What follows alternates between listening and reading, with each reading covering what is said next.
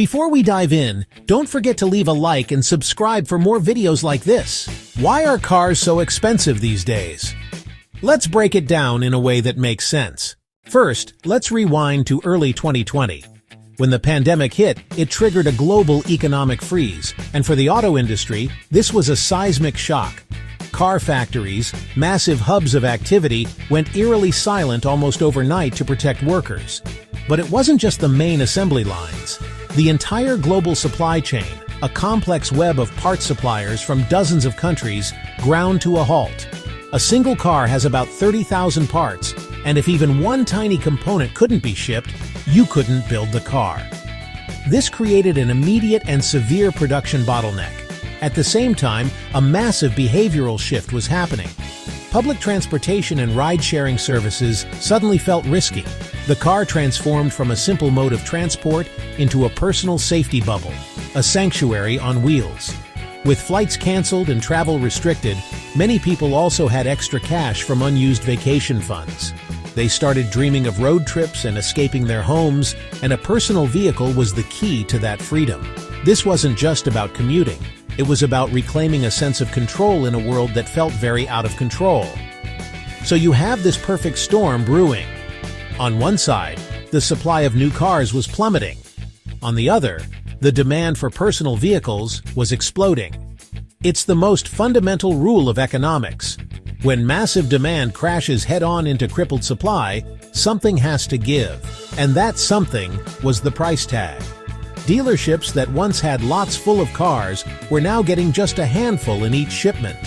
The days of haggling vanished. Instead, we saw the rise of the dreaded market adjustment, dealers adding thousands over the sticker price simply because they could.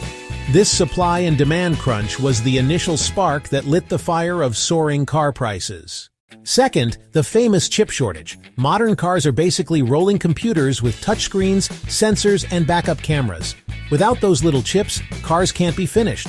Less supply, more waiting, higher costs. Third, let's talk raw ingredients. The price of essential materials skyrocketed. We're talking about the very skeleton and skin of the car. Steel, which makes up the frame and body, saw prices surge due to renewed demand and supply chain bottlenecks. The same story played out for aluminum, a key component for making cars lighter and more fuel efficient. Even the plastics used for dashboards and bumpers weren't spared from these inflationary pressures. But it wasn't just the cost of the parts. Getting them from A to B became a financial nightmare. The global shipping industry was in chaos. Container ships were stuck in port, fuel prices went through the roof, and the cost to ship a single container multiplied. Every component, from a tiny screw to an engine block, suddenly cost more just to transport. When automakers face these massive, simultaneous cost increases, they have to make a tough choice. They can't just absorb billions in extra expenses. So, that extra cost gets baked directly into the manufacturer's suggested retail price. And guess who ultimately has to foot that bigger bill? That's right, us, the car buyers, looking at a price tag that feels impossibly high. And don't forget the used car market. Because new cars are so pricey and hard to get, people started buying second-hand cars like crazy. Some used cars started selling for almost the same price as new ones. On top of that, cars today are loaded with gadgets. Lane assist, big screens, self-parking features. Cool stuff, sure. But all those extras push the price up too. Finally, interest rates. Getting a car loan is more expensive now, which means buyers end up paying way more in the long run. So the big question remains, will car prices ever drop back to what they used to be? The honest answer is, probably not.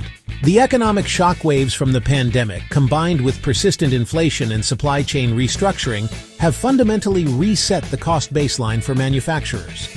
The old days of massive inventory and deep discounts are likely behind us for good. A huge part of this new reality is the evolution of the car itself. Today's vehicles are less like simple machines and more like supercomputers on wheels. They're packed with advanced driver assistance systems, sprawling infotainment screens, and dozens of sensors that create a safer, more connected ride. This technological leap is incredible, but the immense cost of research and materials is now baked into the sticker price of nearly every new car. But this doesn't mean you're destined to overpay. While the market has changed, there are still ways to find value. Being patient is your greatest asset. Do your homework, research extensively online, consider certified pre-owned options, and be flexible on trim levels or colors. Securing financing from your own bank before stepping into a dealership gives you immense leverage. The deals are still out there for the savvy buyer who puts in the work. If you found this video helpful, please leave a like and subscribe to the channel for more content like this.